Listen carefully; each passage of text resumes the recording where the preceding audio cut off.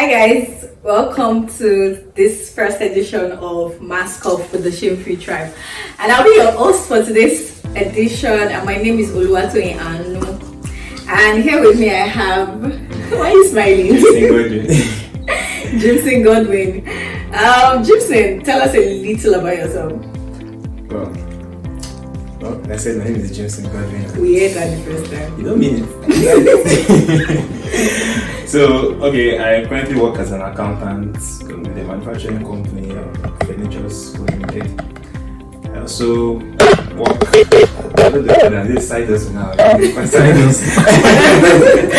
a graphic designer and motion graphics designer also. So that's pretty much. Okay, I'll tell you guys a little secret. So he does all of our designs at Shame-Free Tribe. Drum rolls. So today we'll be talking about the subject of rape, and I don't know what to say because that's a topic that has been on and on and on and on for years and years and counting, even from, I'm sure, as far back as the Bible days. And I'm going to give us a brief background. So we ran a survey and we felt like, okay, let's get the opinion of people, the general idea of what rape really is and what people see it as and people's reaction to this subject. And we had amazing responses. And in the next maybe some 20-30 minutes, we're going to be analyzing these responses and checking with ourselves what exactly it is, what it should be, and we move from there. So hopefully at the end of this session, we get to find a solution to the problem of rape.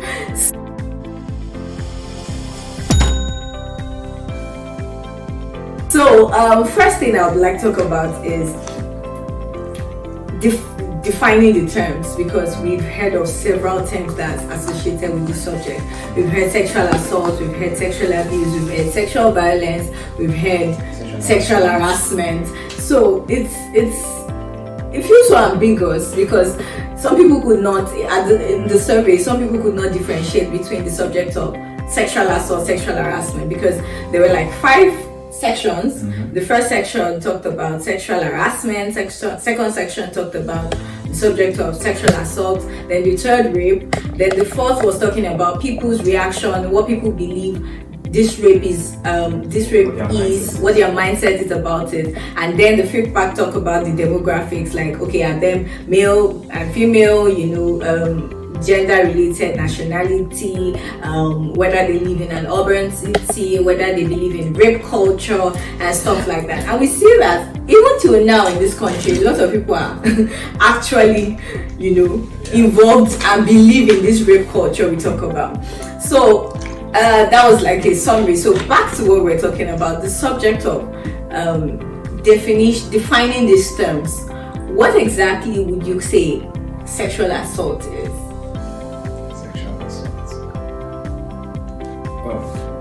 I think when you're coming into the case of assault, that's like bringing up a case where you know that violence has come into place for it to be called assault.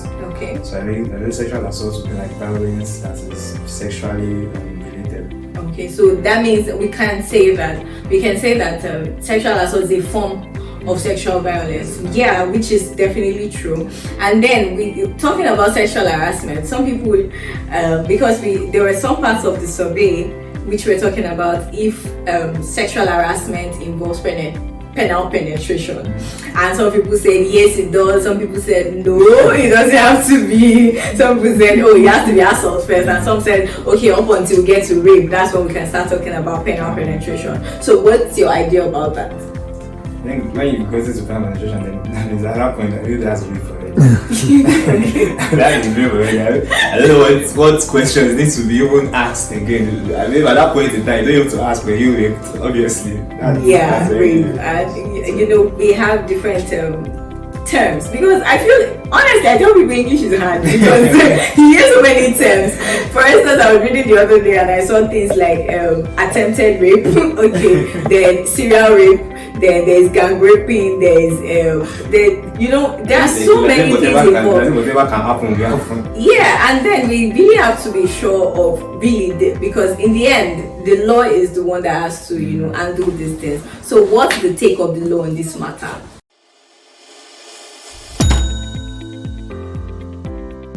I know you're not a lawyer, but at least from what you have seen, what you have heard, what you have experienced, what do you think the standpoint of the law is on this subject matter? The law, the way the law is structured, especially in a place like Nigeria, it tends to favor certain set of people. Okay. Because you know, the subject of rape now, there is a difference between if a rich man's daughter is raped and if a poor man's daughter is raped, depending even on who rapes the poor man's daughter. But you have to go into the law. That's like another deep topic entirely.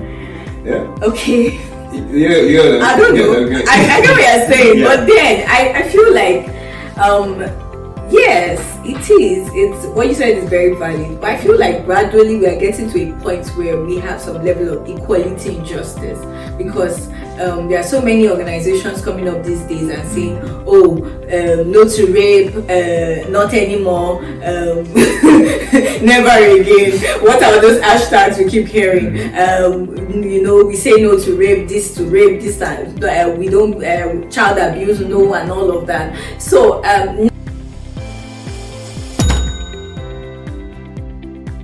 Now we're going to be moving on to, you know, now we have fully really established the definition of these terms. So we're going to really be moving into the causes. Like, what do you think causes rape?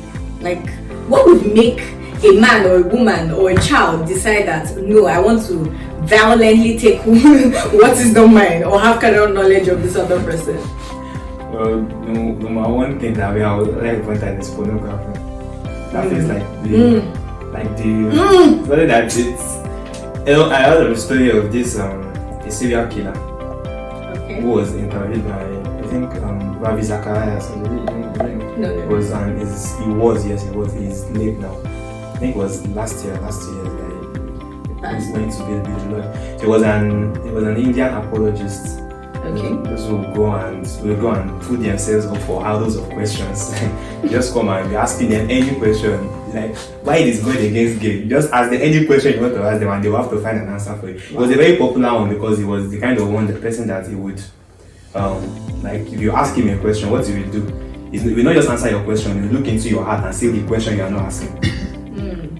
And he will answer that question. Use that. What's his name again? Ravi Zacharias. Okay, I think I need to know that person. Use that one to convert you to Christianity. Wow. It was something he was very popular for. It was very popular man. But anyway, that's what I was saying. So he interviewed this serial killer and asked him, how did this happen? It's not as if he just woke up one day and started, just decided that you want to kill people. So the serial killer told him, like, tell people to stay away from pornography. That's what started it for me. Wow. That's where it started for me. It started just opened his mind to pornography, just started watching it. Now they got to a point from there, he went to rape. From rape, he went further to serial killing. You can see that it was a gradual process. It's not something that didn't start in one day. So I say that pornography is one of the major. So everybody who is, I might not really say addicted right now to pornography, but anybody who finds it a pleasure to engage in watching pornography is a tentative serial killer. Not even very because it's from the point of pornography, you just feel entitled to having carnal knowledge of this other person, and you have to take it by force, like the kingdom of God. The way pornography is structured is the way they even celebrate rape in pornography, like. That's why people actually enter pornography and looking for rape scenes. Okay. I never really thought about that kind of thing until it actually comes into place. You see what pornography does? Now, of course, I've seen pornography before. Now, you mentioning that they kind of sponsored this idea of rape. I'm trying to remember some scenes where you don't find it exciting until you see where there is violence, somebody's dragging one person, and you understand. Exactly. So you don't find it like you feel like that's it. So I don't don't know. This is really deeper than we think. This is because it goes beyond pornography, it goes beyond rape, and even after the rape, you have already started killing people. It doesn't have to be when you now, finally take their lives, because we are going to talk about the effects of rape. But then, right now, we're already seeing how that this translates to killing an individual, whether or not you have put a knife to their neck or a gun to their head. So now, outside pornography, what else do you think causes rape? I feel as if I give this reason, it's like I'm mentioning pornography, like a tautology, like media sexism. That's one thing. That's one thing. It's a very, very serious matter, because my brother. It feels like it's everywhere.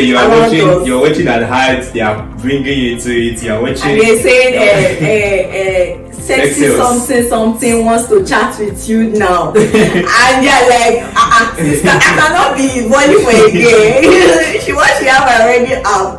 So I'm imagining if it was a guy watching that, and that's where all of these things start from. So aside that, now we've media sexism, then the music. Now I'm not going to go into movies, because I think movies now, they have these ratings. I don't know those ratings go. These don't matter. It might not matter, but I think we just don't take it seriously. Actually, it's one thing if there are ratings and they actually stop who is not supposed to watch it from watching it.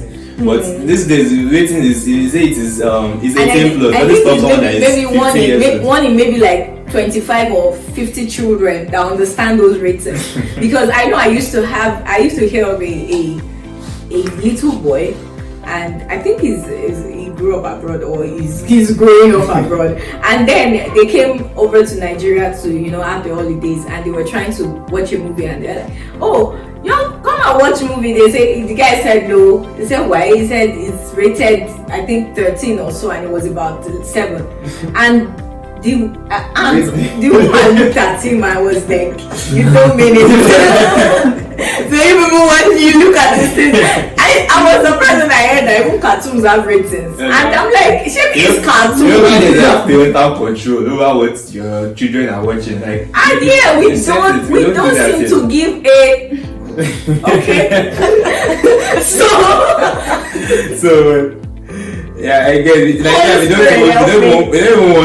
we don't even have an understanding of such things like that, like ratings. Especially when parental control comes into place. We don't understand that your children from your children. Because even these days, with the cartoons that they even allowed, that they even said that okay, this one is for children. You wonder, are you people? There was one that was going viral very recently. I think sometime last week, and it was about a particular there were two ladies, they cartoon scene. There was a lady that was suddenly professing her love to the other girl, and people were watching from behind the woods, and they were looking like, oh, we thought you were never going to say this, and they were celebrating, and they hugged and kissed, and I'm like, something you expect a child to watch. Yes, you expect a child to watch that and look at it as, oh, it's normal. In fact, other people were even celebrating and like, oh, we thought you were never going to say that. It was more like making them feel, oh, it's okay. It's okay. I was talking to some saints last week, and one of the first questions I asked them was, is there anybody here, you're a guy, you feel like you don't feel attracted to a lady at all, like in any way at all? And they were all staring at me. I was like, you just feel like you don't want to have anything to do with any lady at all. Like, ladies are those bros. The guys were like, no. Except for one guy. He raised his hand, and at that point I was already feeling like, God, I beg. And the guy said, I don't like girls. I said, why? They don't have sense. I said, what's the matter? I said, and the next thing I asked him was, do you have a mom? He said yes. Everybody were jubilating. I gave him a nice clap back. But that was not my point. I said, do you have a mom? He said yes. I said, okay, you have sisters? He said yes, he has 2. I said, so why don't you like girls? He said, just because they don't have sense, that they are not very useful. I said, useful in what sense? He said, every time he asks his siblings to go do something, they don't answer him because he's the first child, and imagine how children think. And I was there like, okay, that's your own problem. It's not like you don't have a girlfriend or there's nobody that wants to do this for in school. He said, no, not like that. I said, okay, fine. So I just wanted to be sure if there's no potential gay amongst us before I go with my conversation. Exactly. And I asked the same to the ladies, and in fact, it's more would I say more common with ladies to feel like, oh, I don't need a guy, with all this independence, feminism going on up and down there, and I don't feel I should say this, but with most ladies already have this habit of, more than you guys would think, of touching themselves. This masturbation is a big problem. So then we have all of these issues, and then it translates to wanting to explore pornography, and then your body is not enough for you, want to explore with somebody else. And then most of the people in this range of trying to have carnal knowledge of somebody else, it doesn't come from outsiders. Most times it's even teenagers prying on other children. Someone reached out to us at Sheffield Tribe sometime last year, and she was like, she was having issues healing, and I was like, okay, I gave her a copy of my book to read. She said I followed through with her. She read it all in 1 week, and then I was like, okay, talk to me, what's the challenge? And she said, oh, she's feeling sad and angry and all of that. I said, okay, what exactly do you need help with? She said one of the major issues she was having is forgetting something that happened to her like years ago. I said, what's that? She said she was a teenager and she was practically raping a child, which was about 6-7 years. A boy. This is a lady. She was a boy. And I'm like, okay, so how do you feel now? And she was feeling very terrible. Now that's one in God knows how many that was able to come to a consciousness of what she did was wrong, and wanting to heal, because whether or not she likes it made her a sex addict for a very long time. And not just a sex addict, she was addicted to masturbation, she was addicted to pornography.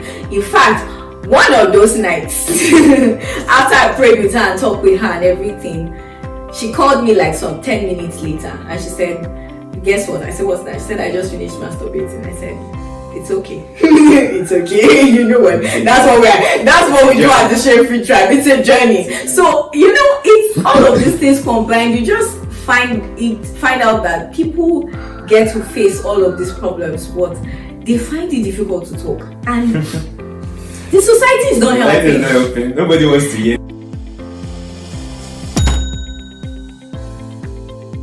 Now the effects. Now we've talked about, of course, the causes. Now we're going to talk about the effects. Like now, the effects. What effect? Well, we have mentioned some of those things about the pain that you get to live with. You don't get. Most of them don't get to enjoy marriage. Some say no, I don't need a guy for anything. Of course, I was there before. With a lot. So I don't need a guy for anything. I don't need a lady, no, this and that. Once I need a lady, I have the urge, I can just pick up anybody. Or, oh, this girl did not greet me, she passed, she didn't greet me, so I'm going to do a strong thing. This is funny because I schooled in Uniben, and those that went to Uniben will know that. When they tell you get, sure, you know that you are done for. So there was one particular hostel they went to, and they were like, they needed a particular girl that lived there, and all the guys were like, Bros abeg, did this girl, what did she do? He said she go just the pass. She know they greet us. We go report for you today, but I go back for no come. So we said, which kind of life is this? It took heaven and earth for them not to actually do what they wanted to that day, because there were a lot of begging. The girl that came out and knelt down, we said, oh yeah, kneel down, they're rolling on the floor. Front jump, kneel down, begging. I beg, this one, that one, because broad daylight under the stone. Like, imagine if that had happened. Imagine the shame, the trauma and everything. Of course, bad news goes faster than the good ones. Imagine what would have gone around campus that time, and everybody would have been like, oh, now she the rape, now she not a great person. Some will even say, I got catch am. Why she not a great person? And some will say, some will now, the other ladies, someone like me that don't have power and strength like this, will now decide that I only go to afternoon class, rush and go and come back, no working anyhow. I can't even go to fellowship because what's my business? I don't want to be raped. So all of these things, and then that's even an advanced stage.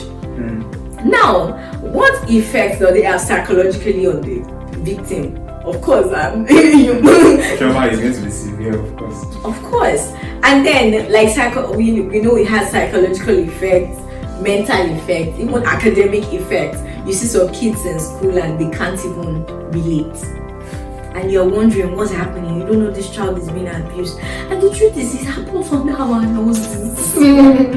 Under our very before, in our very before. Those activities happen between people that are familiar, not yes, and not strangers. And I might not like to, share all of my personal story, but then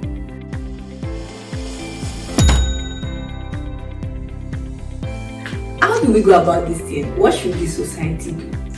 What should society do? Well, for one thing, society should learn to, how's the word I'm going to use now? Like, learn to relate. Okay, maybe I should have started with this particular question. If you saw that or you heard that maybe a 12-year-old was raped, what would you say? What would be the first thing that would come to your mind? Like, what's that point of mind is like anger at the situation. Yeah, you're telling me how you will feel. What was the first question you asked the girl? The question I asked the girl. I'm going to want to know what exactly happened. Like, what are the events that led to that? Okay, if you met an 18-year-old that told you she was raped, what would you say? She was raped when? How? Like, she was raped when? Is it something that is a thing of the... Like, no, I mean, like she just got raped. Like, she just comes and say, "Oh, some person just raped me." What would you do? What's the first question you would ask? Now, bear in mind that this is an 18-year-old. This is an 18-year-old. Well, I'm still going to ask almost the same question I asked the 12-year-old, just to know, like, what are the events that took Okay, what about if it's a 25-year-old? Same questions. I feel there was a time when if I hear someone was raped, I'm going to what's thing that will come to my mind? What was she wearing? There was a time I get in there.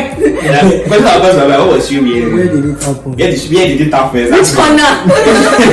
Which corner did she enter? Like, your mind is even the way society has made this feel. Your mind is not even first go to where, because this happened because I was among people who talk like that, in the sense that of course among people that when they hear or when we are like, imagine we are sitting down, like we are sitting in a gathering, I just gisting. Someone will say, "Hey, I heard this person was raped." What they when you first ask, what was she doing? So you just assume that you have not got there. You just start assuming that that's the natural response. That's the way the response should be. That's what the response should be. Until I started talking with ladies, like I think the time I was in the bus with my sister and one of her friends, who's also my friend anyway.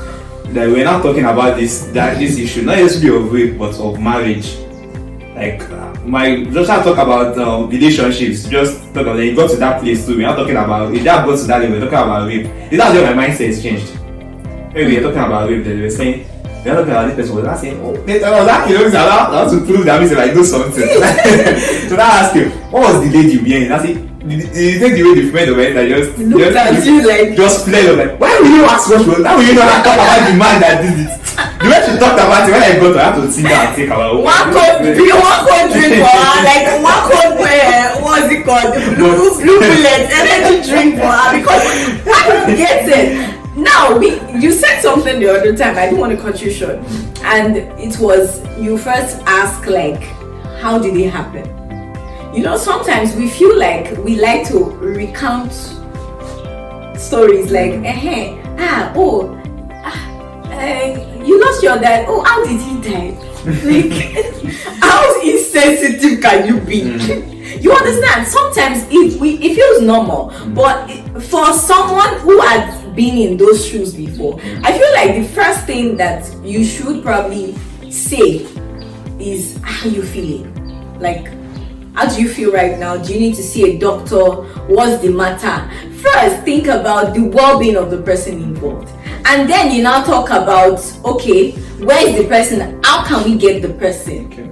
would you like for us to push or press charges or, arrest the person? That gives the victim a sense of, okay, there are some people that are standing for me. Now, this doesn't change the fact that you can get to the middle of the situation and see that the victim was not actually the victim or the victim called for it. Now, it doesn't change the fact that there was a rapist in the situation and a victim in the situation. I don't think there's anything like willing victim.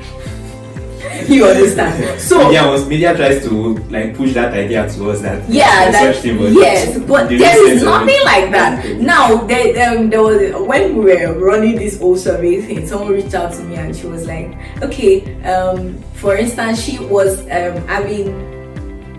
she had a boyfriend in secondary school, and the boyfriend, this story is funny. She liked the guy. Okay. She was, already feeling like a big girl.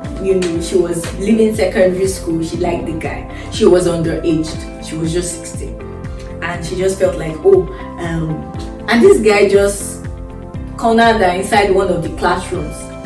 This is one of the teachers who happen to, this secondary school students that go and do teaching job now. Okay. Secondary school leavers that go, or people who are maybe in 200 level university that just want to come and show themselves, and they just come and they just say, he just came and said, okay, I like you. She was already liking the guy, this and that, and at that point they had done everything but the penetration, and she was like, no, I don't want to do this. I'm not ready to do this. I'm a virgin and stuff. And the guy was like, we reach here.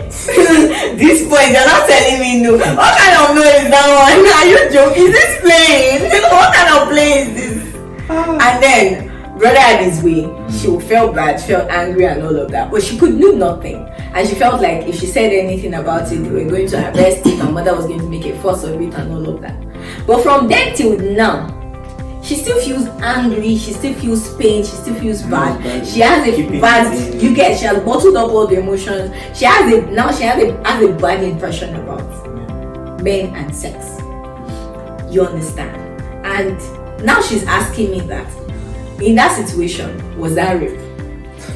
Honestly, at that point, I off. They can learn. I didn't have answers to that question because it was more like that's the kind of person I would say maybe a willing victim because only you can't go.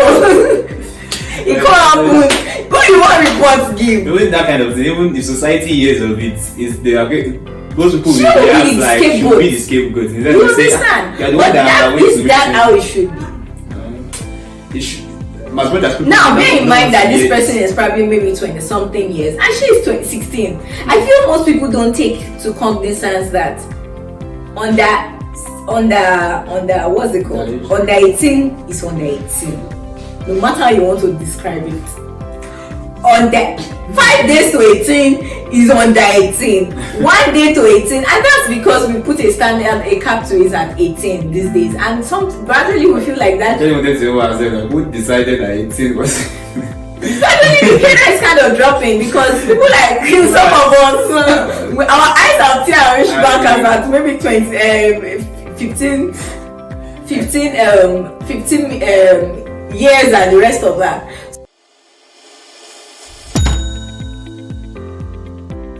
So now all of this combined together, what is the ideal age? No, the ideal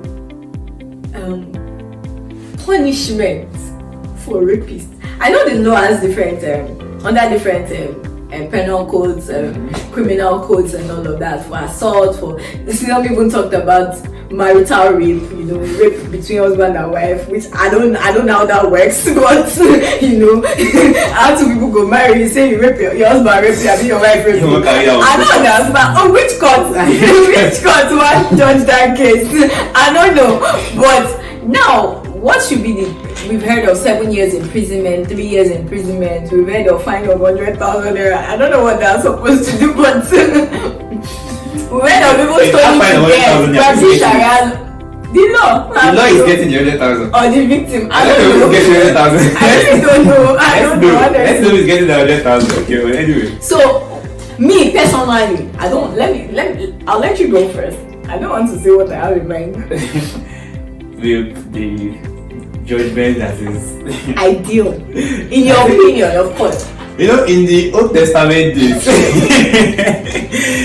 when you hear that, I think what was the just I think it was death that just told to death or something like that. I'm loving that. So that was when it was should this still be? Are we still under the law? Under the law, but anyway, as if people take advantage of the law sometimes, because most of the time the law might not exactly stop someone who did this from doing it again. You spend 7 years in imprisonment, it comes out. It becomes worse or something. Because anyway, maybe they just find God inside the prison. Nigeria's rehabilitation system. There's not. Sometimes people go to prison to get more lever to do what the prison was supposed to stop them from doing. Okay. But anyway, judgments. It's a very sensitive topic. Okay, but it's okay if you don't want to say anything concerned in that light right now. But me, I said it before and I will say it again. They should be castrated. If it is female, you said? If it is female, and if it is female, that one is hard. That one is hard. That one is hard. People will say they should cut their hands. Because something must be cut. They should cut something. Because I'll fight for them to eat. I know it sounds gross, but yes, I feel that's what should be done. I feel that's what should be done.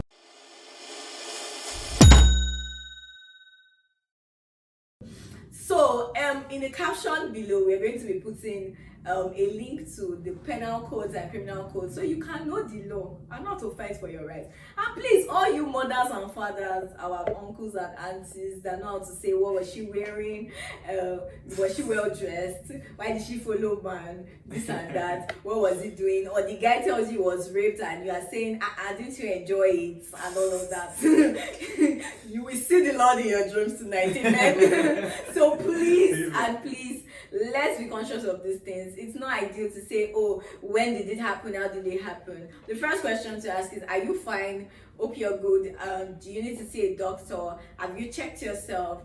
What did you get harmed? Test for infections, test for all sorts of things. Test for pregnancy. There are other things, there are other more important things to do. Check if the person's life is going to be headed in the right direction henceforth, or is just going to be going for doom. Because there are some people that were able to harness their pains, and some couldn't. So what do you do in a situation whereby they can't? So it lies on us, the responsibility lies on every one of us to actually do the right thing. And I trust that with you and we shall make the world a better place. So that's all of our edition today for Mask-Off first edition, and coming your way next time is going to be another topic. I hope you enjoyed this session, and thank you very much. Till we meet again, stay blessed.